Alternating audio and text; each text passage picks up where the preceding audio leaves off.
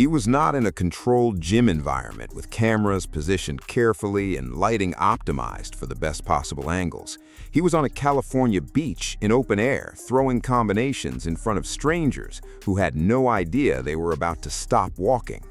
The footage spread immediately across every MMA platform on Earth, and the people who had spent the previous 5 years writing his competitive obituary had to stop and actually look at what the footage was showing them.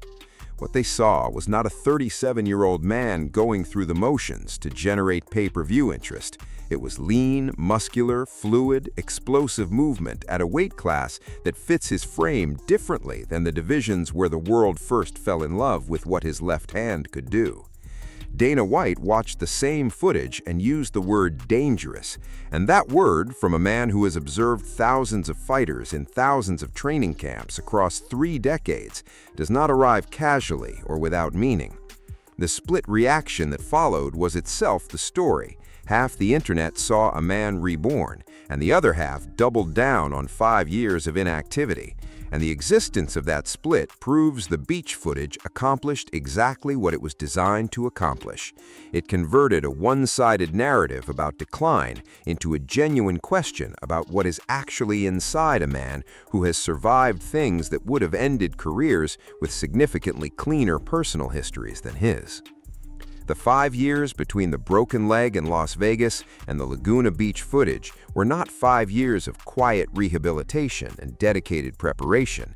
They were 5 years of chaos, courtrooms, canceled fights, and a man who appeared at multiple points to be actively running from the sport that made him famous. The injury at UFC 264 was not a standard injury.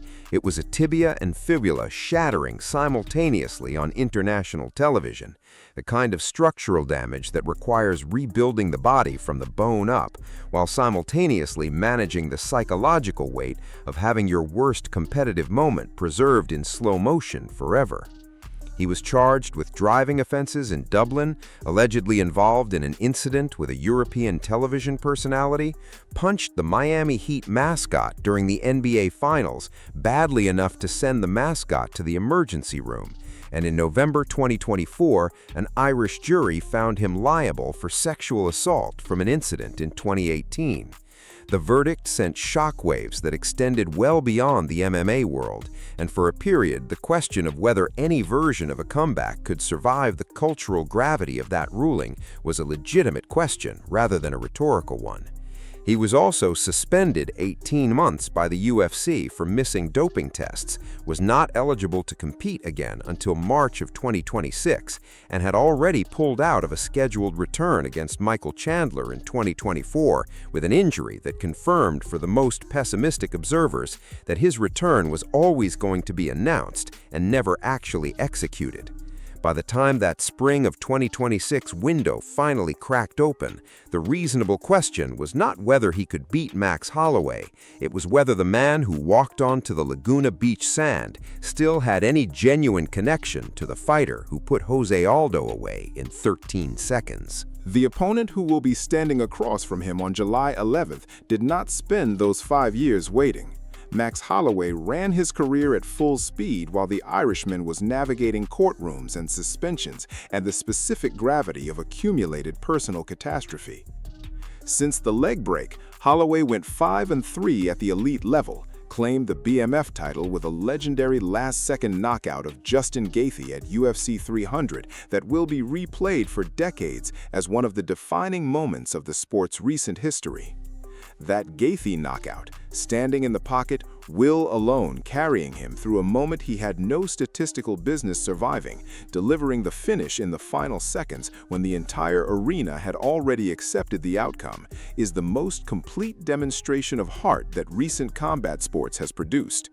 He then lost the BMF belt to Charles Oliveira at UFC 326 in March by unanimous decision in a fight where he looked flat and was smothered on the ground in a way that raised genuine questions about whether the mileage was starting to accumulate on a body that had been running without rest for years. Both men arrive on July 11 carrying something they need to prove. Holloway carrying 2 recent losses and the sting of being grounded and controlled, the Irishman carrying 5 years of rust and everything that was deposited on top of those 5 years. One man stayed active and will be fighting someone who hasn't competed in half a decade, and the specific question that no training footage from any beach or any gym can answer is whether competitive timing is something you can actually recover after that length of absence. The construction of the training camp itself is the most compelling argument that this is a genuine preparation rather than a promotional exercise dressed up in sweat and Laguna Beach sunlight.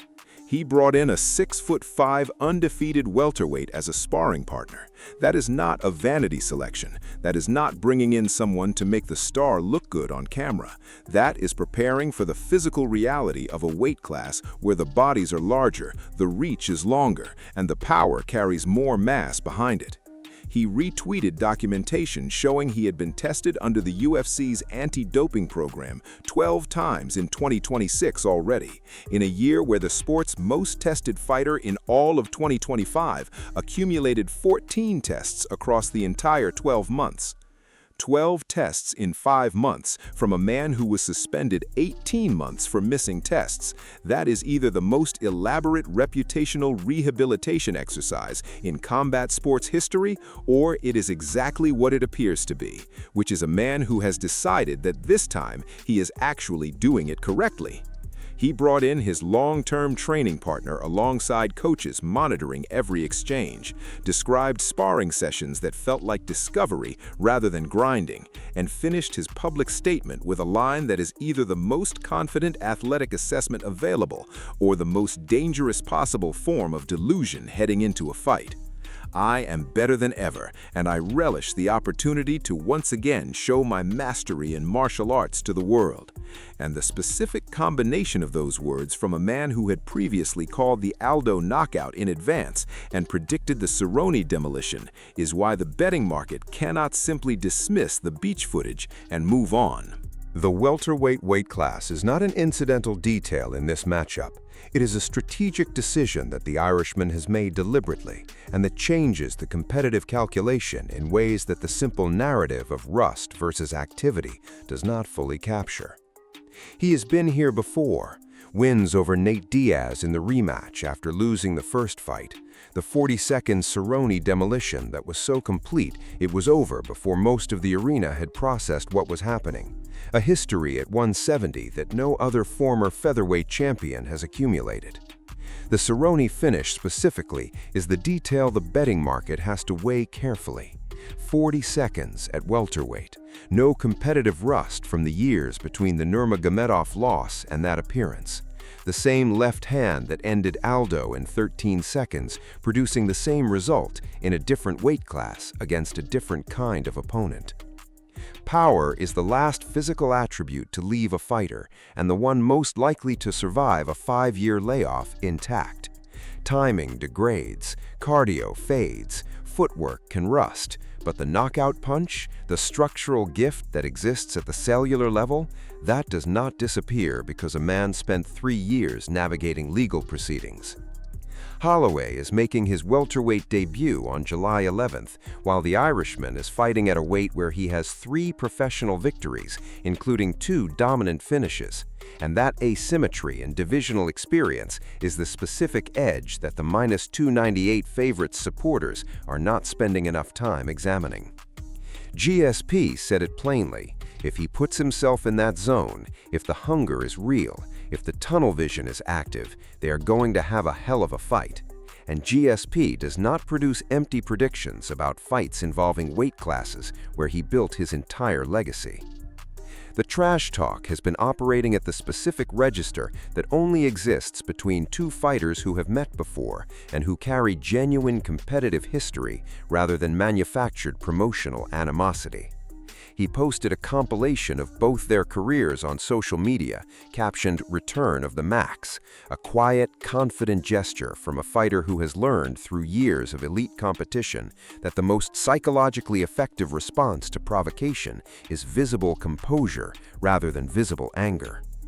The Irishman responded with something he has been saying in various forms for 13 years. "I'm going to sun you, child, again." And the word "again" is the detail that lands, because it is a direct reference to the 2013 unanimous decision that represents the one previous competitive meeting between these two men. That 2013 fight was the Irishman's second appearance in the UFC.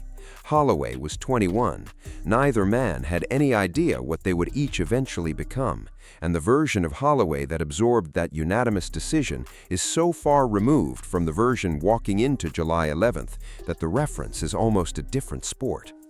Paddy Pimblett, co-main eventing on the same card, told TNT Sports he sees a knockout from the returning former champion, citing the welterweight weight class as the swing factor, which is the same calculation that the camp construction and the weight class history point toward independently. The MMA community took sides almost immediately after the announcement, and the fact that credible voices are split rather than unanimously picking the active fighter by large margin is itself the most significant development the beach footage produced. The competitive stakes extend significantly beyond what either man needs personally for the narrative satisfaction of his own story. And that is the element that gets buried under the nostalgia and spectacle surrounding a comeback of this scale. Win convincingly at welterweight in July 2026, and the 170-pound title picture shifts immediately. A former two-division champion beating a former featherweight champion and BMF title holder at welterweight is not a legacy fight result, it is a contendership statement. Welterweight champion Islam Makhachev is scheduled to defend against Ian Machado Gary at UFC 330, and a dominant performance from either man in this main event inserts a new and compelling name into a title picture conversation that needs exactly the kind of commercial gravity that either of these fighters brings. Holloway making his welterweight debut convincingly against the most famous fighter the sport has produced in the past decade establishes him as a genuine force at a third weight class, which is an achievement that very few fighters in UFC history have accomplished at the level of actual contention rather than symbolic participation. The conversation about what July 11 actually means keeps returning to the simple question that nobody has a clean answer to yet. Can a body that has been away for 5 years, regardless of what the beach footage shows, produce the timing and the sharpness that elite competition at this level requires when the cage door closes and the crowd is live and the stakes are real? That question gets answered on fight night and only on fight night. The beach is a declaration. The camp details are evidence. Dana White's visible conviction is a data point. But the octagon at T-Mobile Arena is the only instrument that can actually produce the measurement. The 2013 fight between these two men is the reference point that the promotional narrative keeps returning to, and it deserves examination specifically because it reveals how completely the context is transformed around a fight that on paper shares the same two names. That meeting was the Irishman's second UFC appearance. He was building towards something without anyone outside a small community of Irish fight fans understanding yet what he was building toward. And Holloway was a 21-year-old featherweight learning what the pace of elite UFC competition felt like in real time. The unanimous decision from that night is not a meaningful predictor of what happens at 170 pounds in 2026 between two men who have collectively accumulated some of the most significant career highlights in the sport's modern era since that first meeting 13 years ago. He called that win an early data point on the night the announcement was made, a reference designed to establish psychological territory, to remind Holloway that there is a competitive ledger between them with the Irishman's name in the win column, regardless of the weight of everything that has happened since. Holloway's response, the career video, the quiet confidence, the visible absence of any indication that the provocation had produced the reaction it was designed to, was the psychological posture of someone who has been tested in enough elite situations to understand that the mind games are only interesting if you let them inside. 13 years, two completely transformed careers, 5 years of absence on one side and 5 years of continuous elite competition on the other, and on July 11th they meet again at a weight neither of them called home when they first touched gloves, and this time both of them understand exactly what is on the line.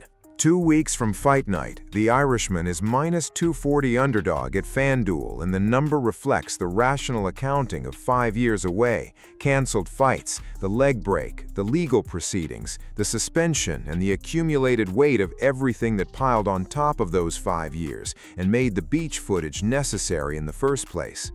The betting market is not sentimental, and it is not susceptible to the specific kind of nostalgia that makes casual fans want to believe in the comeback regardless of what the evidence suggests. It is a collective expression of probability calculated by people whose financial interests depend on being right rather than being inspired.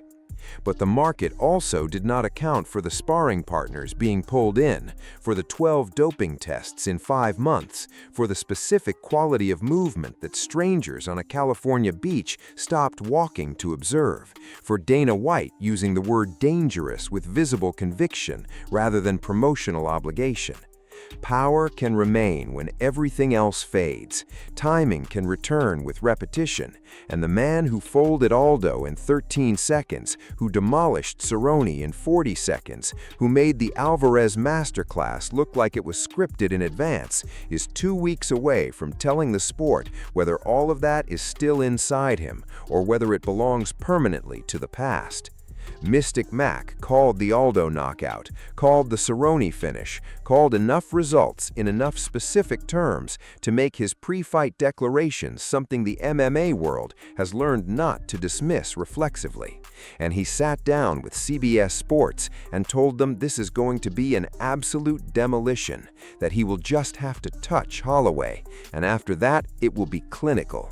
July 11th at T-Mobile Arena is the only instrument capable of determining whether the man on Laguna Beach was showing the world a genuine resurrection or the most compelling illusion that professional combat sports has produced in its modern history. And the entire sport is watching because nobody actually knows which one it is.